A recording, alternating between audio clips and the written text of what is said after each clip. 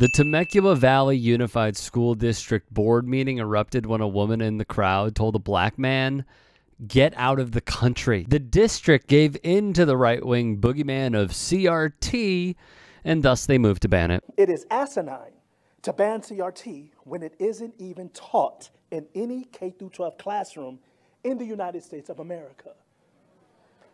Your continued blatant, willful ignorance of the black experience in this country is not only shameful, but also detrimental to the education and growth of our children. Thank you. After speaking, the woman made the comments we have sadly seen over and over and over again in Republican politics. SF Gate would write the following on this entire charade that happened. To fully understand the controversy, we have to go back to December. That month, the board, with a newly minted conservative majority after the November election, passed a resolution banning critical race theory in district schools. Christopher Arend, pictured here, was the consultant hired. And guess what?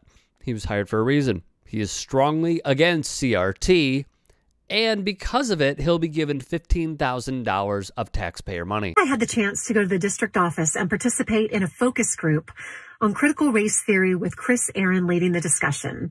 He went through the academia of it, the roots, the history, and then how it's applicable to our classroom. Interestingly, there was someone there who clearly had the opinion that it is A-okay to be in a class where, for example, white students feel the shame of their patriarchy. This disinformation expert weighed in as well. As ABC7 also wrote at the time, public school education in the U.S. has long invited concern among some parents, usually conservatives, over what children are taught. Historically, the term parents' rights has been used in schoolhouse debates over homeschooling, sex ed, and even the teaching of languages other than English. Ben Richards, pictured here, would take to the podium. He is an anti-trans activist. On the topic of CRT, he would say, "Cheers to my haters in the back. We know that men can identify as women, but they don't want to respect how I identify and my pronouns, just being an absolute ass." The theatrics go all the way back to the campaign the three conservative members ran. The three, who you see right here, were handpicked to run for open seats on the district's governing board during an NFL-style candidate draft at the 412 Church Temecula Valley in Murrieta early last year. So this form of a story continues happening over and over again. It is simply like a poison that has started in a tree and it is growing out in branches. People who don't even have kids in their schools are applying to and running for seats on councils such as these. Some of them, I have shown you in the past, have been affiliated with hate groups like the Proud Boys, extremists.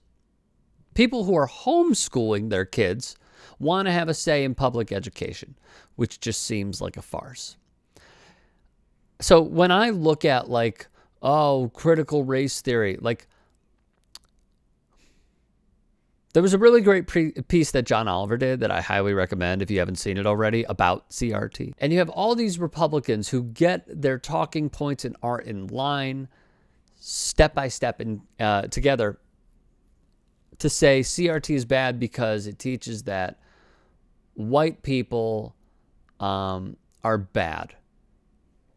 What they are trying to do with the book bans and CRT, where I believe CRT was just the gateway to open up the floodgates, is show parents that being conservative is okay because you're protecting children, when really what you are doing is telling all of these parents to keep their bigotry and racism and transphobia and, for some, Klan robes in the closet in order to protect children, under the guise of protecting children. And that is what we're seeing here with Temecula. And we're going to see it more and more because all of these people are affiliated with one network, a network, let's say, where The conservative groups are aplenty. They will outspend, outraise, outfund those who simply say this is an overreach by parents.